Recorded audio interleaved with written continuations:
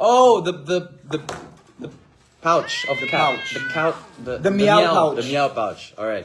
Or may gusto ko bang ibang Term? terminology dyan? The cat. Cat. It's because it's a cat, guys. Para may bilyan. Yan. It's meow pouch. Meow pouch. Ako po si Kiko Estrada. Sino mas lapitan ng fans? Lapitan? Lapitin. It's an A. Ay, Who nagkamali wrote this? kayo. Wait.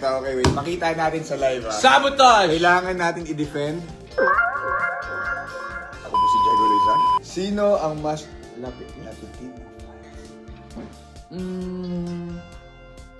I mean, whenever someone naman comes up to me and recognizes me, I'm always, very welcoming.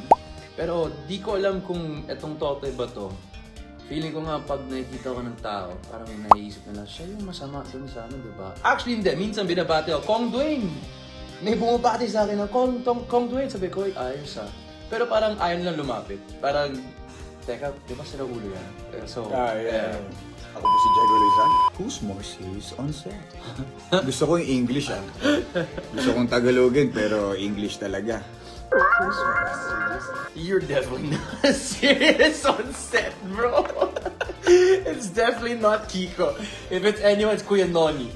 Kuya Noni or not Miss You. Akala ko ako, to be honest. No, bro. I'm professional. But when it's time for a scene, but the second it's cut, you're Kiko again, bro.